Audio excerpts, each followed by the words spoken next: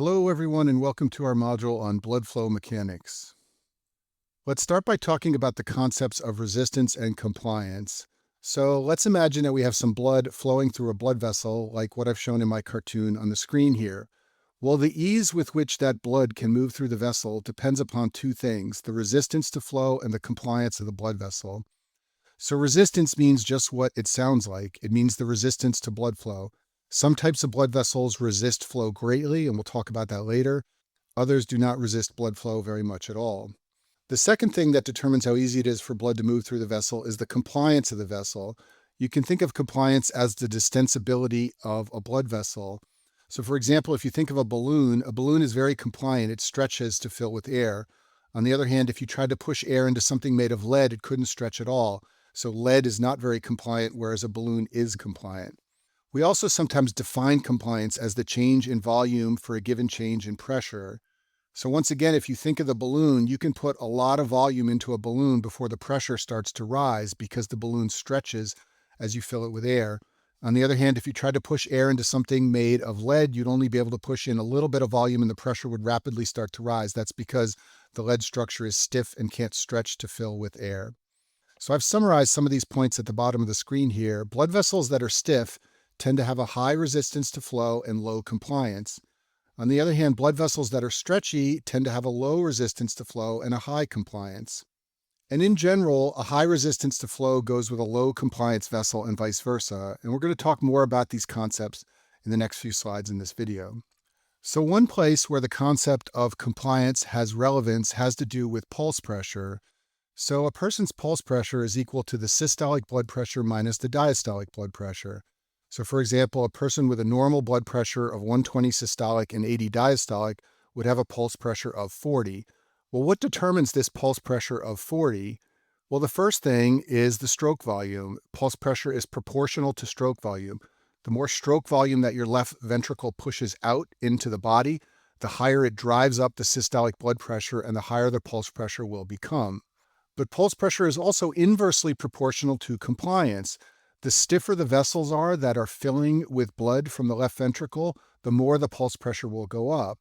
So this is important with us as we age. Sometimes blood vessels become stiffer, and this tends to drive up the pulse pressure, not because the stroke volume is changing, but because the compliance of the vessels being filled with blood from the heart has gone down.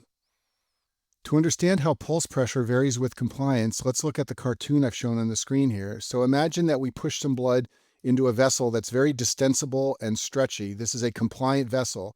It will stretch as it fills up with blood, and therefore the pressure won't go up as much. So the blood pressure in a vessel like this might be 120 over 80. I'm just making these numbers up to give you an example of what I'm talking about. In contrast, if the vessel were very stiff and it couldn't stretch, then pushing that same amount of blood into it might generate a pressure of 170 over 100. The reason the pulse pressure is higher here is because the vessel is stiff and less compliant compared to this one over here. In general, stiff vessels have less compliance, and that leads to a higher pulse pressure. So there are some situations in medicine where you can see high or low pulse pressure, and these are high yield to know for the step 1 exam. So you can see an increased pulse pressure anytime there's a high stroke volume.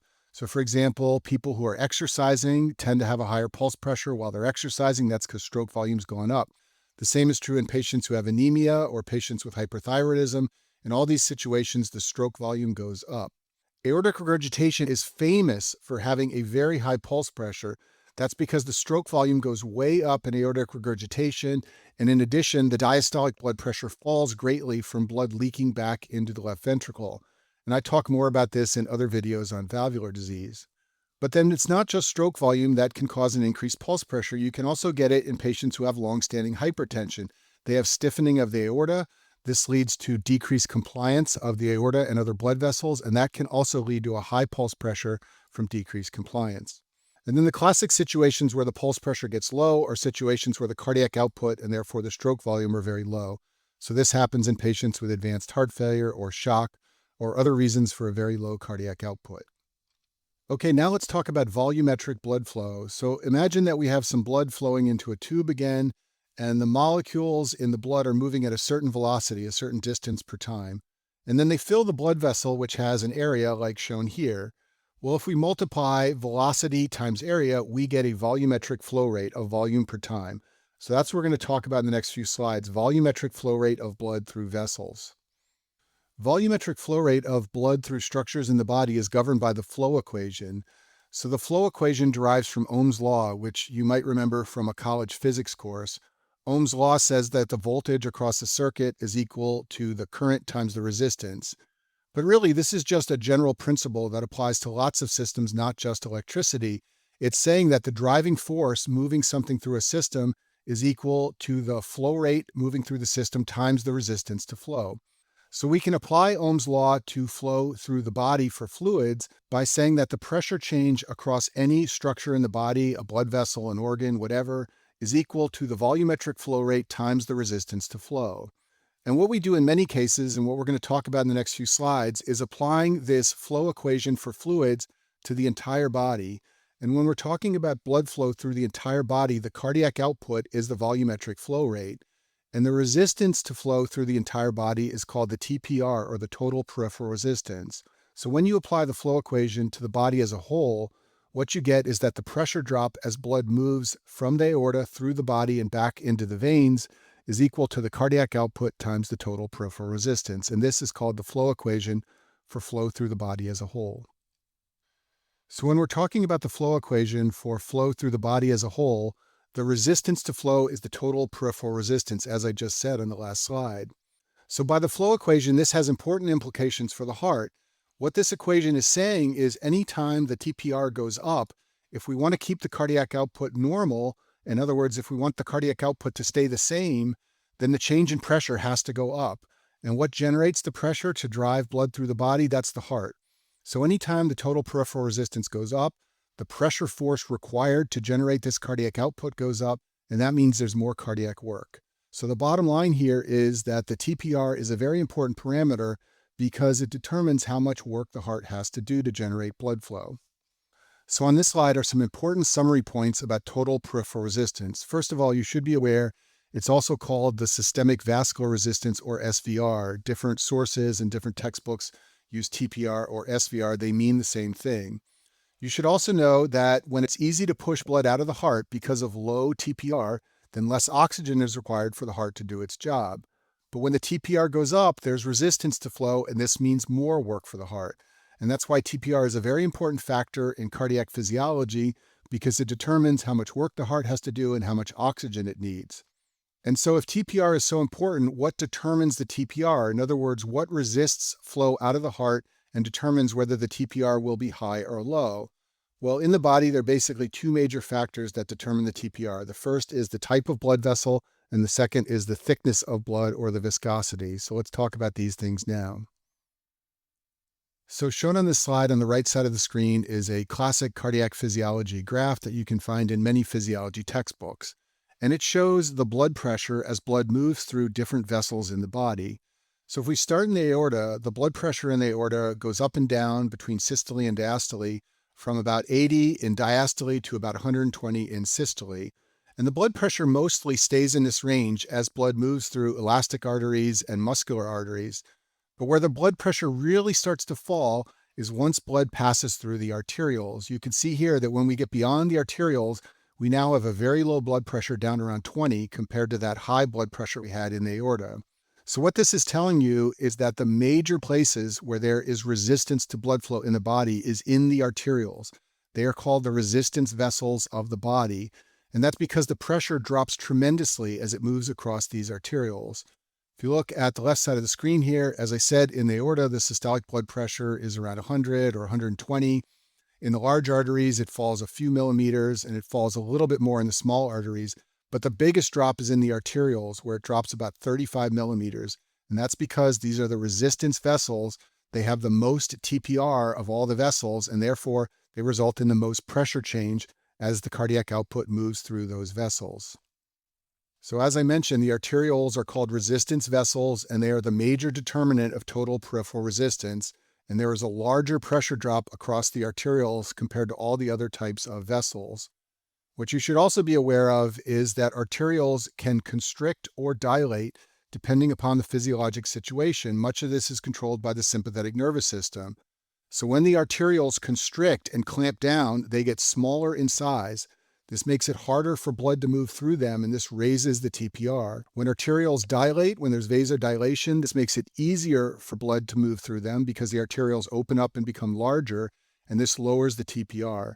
And this is the major way our body, especially the sympathetic nervous system, modifies blood flow through the body by changing the degree of constriction or dilation in the arterioles. So as I said a few slides ago, the resistance of blood vessels to flow is one of the major determinants of TPR. But another determinant is the viscosity of blood or the thickness of blood. Now, in general, in most clinical situations, viscosity doesn't change much, so usually viscosity does not play a major role in determining the TPR. But there are a couple situations that are high yield to know for step 1, where blood viscosity gets high or low, and that can affect the TPR. The first one is anemia. In anemia, when there are fewer red blood cells in the bloodstream, that can lead to lower viscosity and a lower TPR. And then there are a couple situations where you have things in the blood that make it thicker, and this leads to high viscosity. So you can see this in polycythemia, multiple myeloma, spherocytosis. I talk about all these conditions in other videos, but they're all associated with higher blood viscosity, and that can raise the TPR, even though the resistance to flow of blood vessels may not have changed. In general, these things don't play a big role in practicing medicine, but they are important theoretically, and they're important for step 1. So as we've discussed, the flow equation tells us that the change in pressure as blood or any fluid moves through a conduit is equal to the volumetric flow rate times the resistance to flow. Well, besides the flow equation here, there's another equation that can be used to determine the resistance to flow, and that equation is called Poiseuille's law. So if you look at the slide here, we know from the flow equation that the resistance to flow is equal to the pressure change divided by the volumetric flow rate. But it's also equal to these items over here based on Poiseuille's law. So basically, if you have a blood vessel and you've got blood moving through it, the resistance to flow through that vessel is going to be equal to 8 times the viscosity of the fluid, the viscosity of blood, times the length of the vessel, divided by pi times the radius of the vessel to the 4th.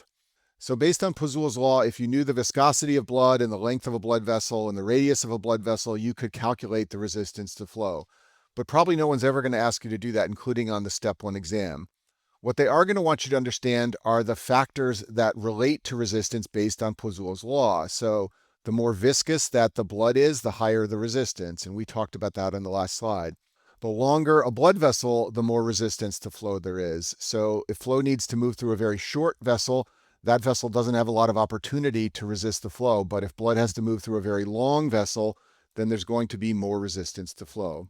And then probably the most important thing to know about Poiseuille's law is that radius is raised to the 4th power in the denominator of the equation.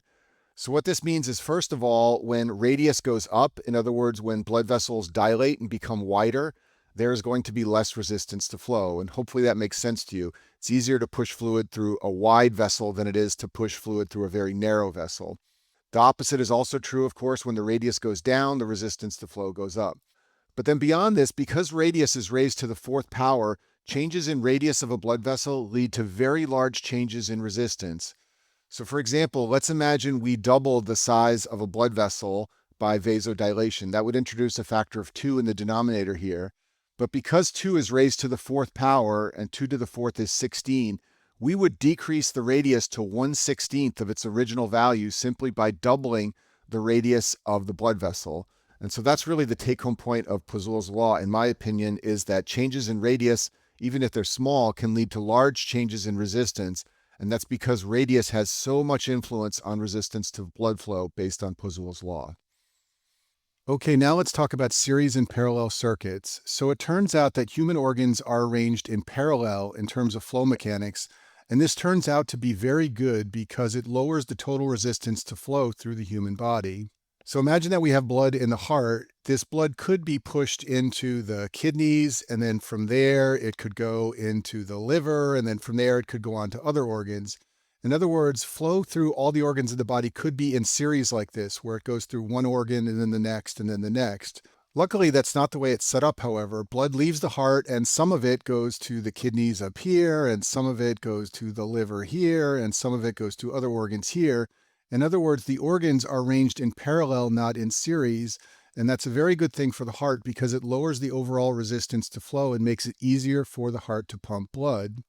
When you have different structures like organs arranged in parallel, the total resistance is governed by this equation shown here.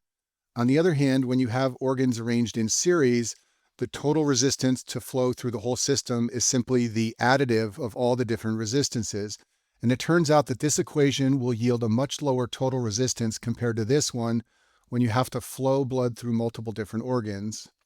To make this clear, here's a hypothetical example. So imagine we have two organs with resistances of 2 each. What's the total R to flow through that system? Well, if these two organs were arranged in series, the total R would be 2 plus 2, which is 4. On the other hand, if we use this equation for organs in parallel, the total resistance works out to be 1, which is much, much lower than 4. So the idea here is that by arranging organs in parallel, there's a much lower total resistance to flow, and this is good for the heart because it has to do less work.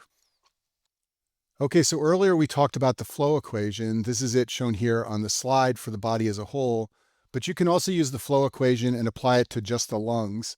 Whether you're applying the flow equation to the body as a whole or the lungs, the blood flow is always going to be the cardiac output because the entire cardiac output flows into the lungs and it also flows into the body.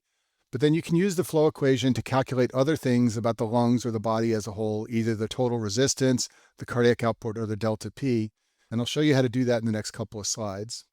The flow equation can be a confusing subject, especially if you didn't take college classes on flow mechanics or something like that. So let me just make a couple quick drawings to make this clear to you. So remember that when blood leaves the heart, it enters the aorta, and so it has a pressure equal to the pressure in the aorta. And that pressure has to drive blood flow through the body as a whole. So it has to drive blood flow through the stomach and the liver and the kidneys and all the organs and tissues of the body. Then the blood comes back to the heart, and when it comes back to the heart, the pressure will be equal to the right atrial pressure. So this difference in pressure, the difference between the aortic pressure and the right atrial pressure, that is the delta P. That is the pressure that drives blood flow through the whole body. And so we know from the flow equation that delta P is going to be equal to the volumetric flow rate through the body, which is the cardiac output, times the resistance to flow as blood moves through the body as the whole. And the resistance as blood moves through the body as the whole is equal to the total peripheral resistance, also called the systemic vascular resistance.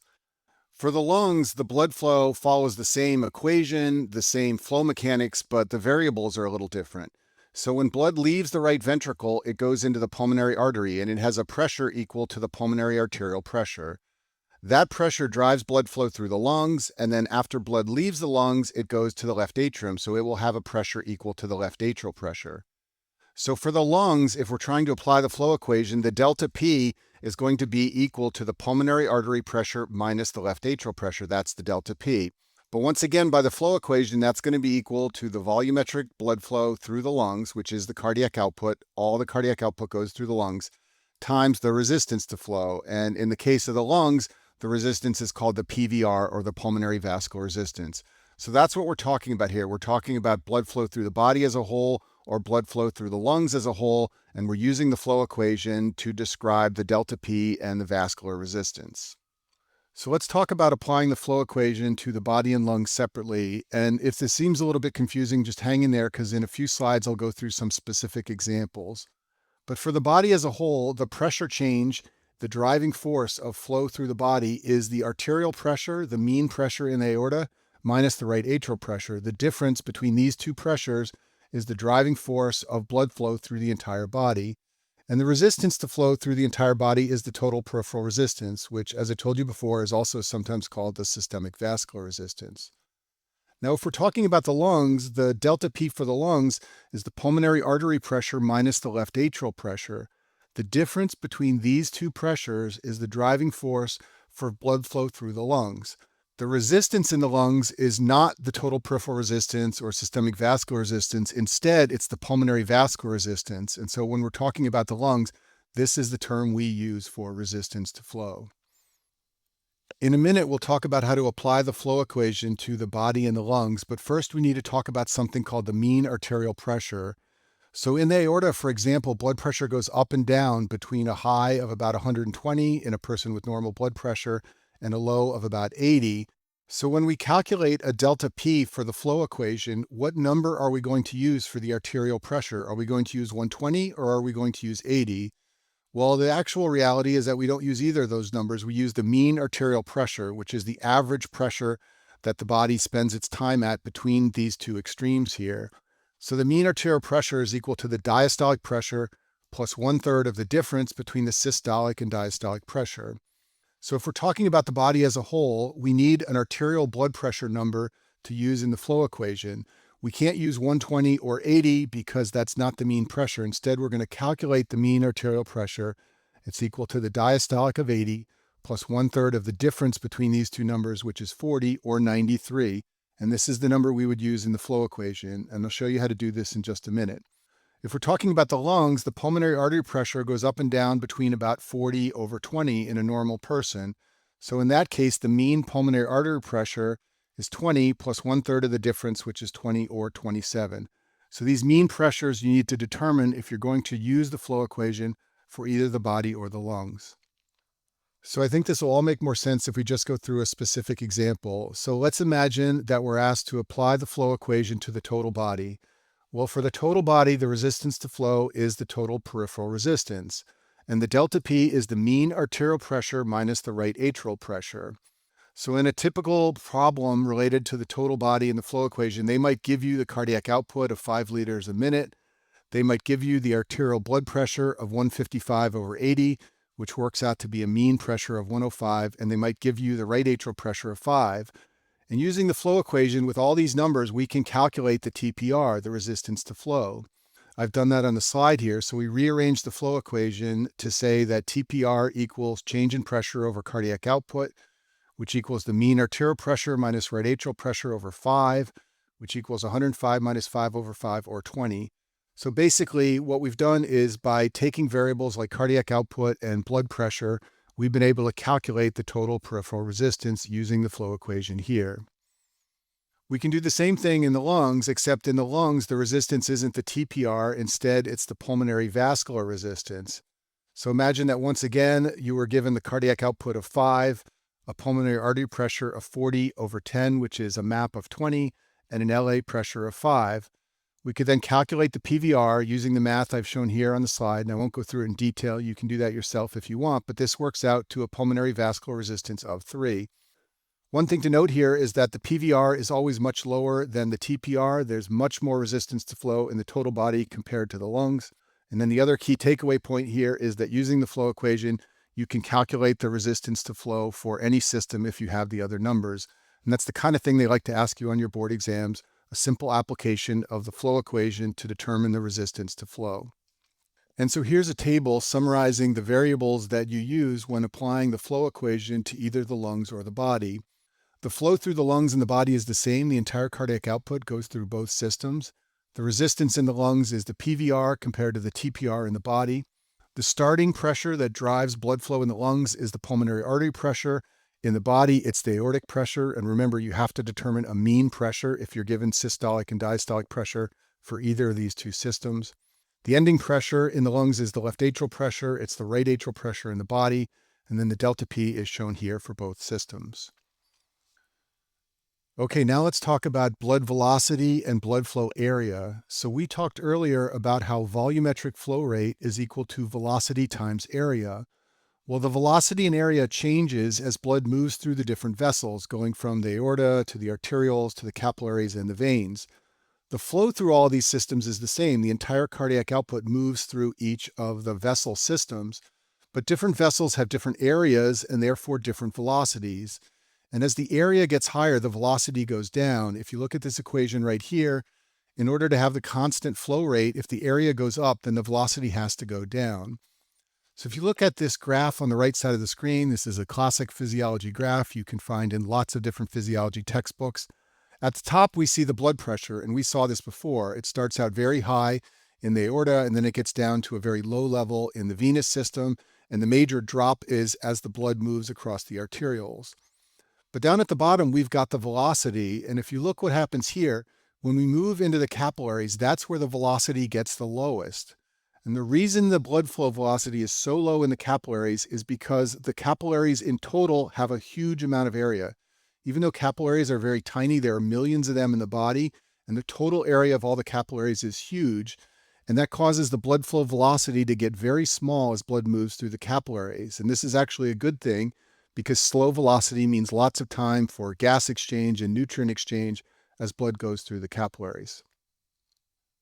So this slide shows a summary table of the flow properties of different blood vessel types. So as I said in the last slide, blood flow is the same through all the vessels, whether we're talking about the aorta or the arterioles or the capillaries or the veins, but area and velocity are different. The vessels with the greatest area are the capillaries, as I said, and that's why blood flow is the slowest in the capillaries. The place where the area is the lowest in the body is actually the large arteries. Even though they are large, there's relatively few of these arteries compared to the capillaries. For velocity, it's the opposite of area, okay? So the large arteries have the highest velocity and the capillaries have the lowest velocity. And then earlier in this video, I talked about resistance to flow. The structures that have the greatest resistance to blood flow are the arterioles, and the structures with the lowest resistance to flow are the veins. And then because there's so much resistance to flow in the arterioles, that's where the pressure change is the greatest. Those are the resistance vessels of the body. And then the veins have the lowest delta P across the blood vessel structures. Okay, I'll finish this video by talking about the law of Laplace. So the law of Laplace says that the tension in a structure, either a blood vessel or a cardiac chamber, is proportional to the pressure of the fluid in that structure times the radius of the structure divided by 2 times the wall thickness. And you can apply this to either blood vessels in the body, or what we often do is apply it to cardiac chambers like the left ventricle. I'll talk about this in a second. And it has some bearing on medicine because when there's more tension in the walls, especially the walls of the heart, this leads to more oxygen demand, and that can lead to ischemia and angina. So in the cardiac physiology video, I talk about afterload on the left ventricle. And anytime there's increased afterload on the left ventricle, that raises the pressure inside that chamber.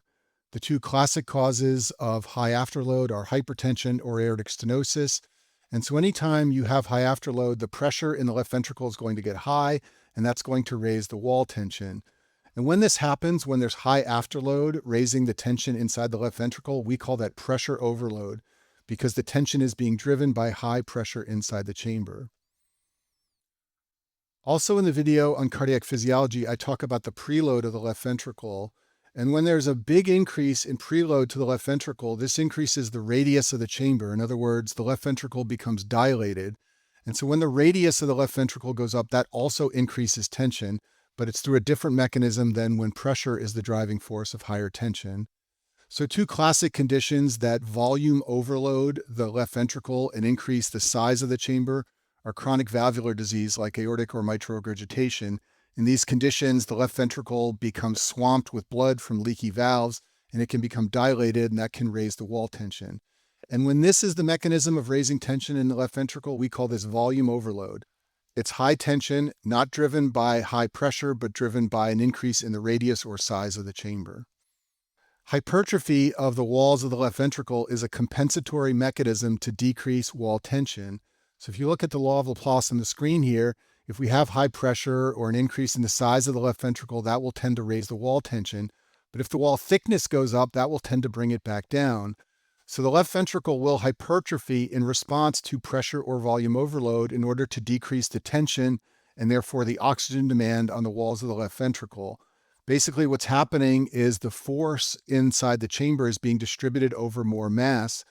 And this is what you see when there's pressure or volume overload on the left ventricle. There are two ways that the left ventricle can hypertrophy in response to increased wall tension. The first is called eccentric hypertrophy.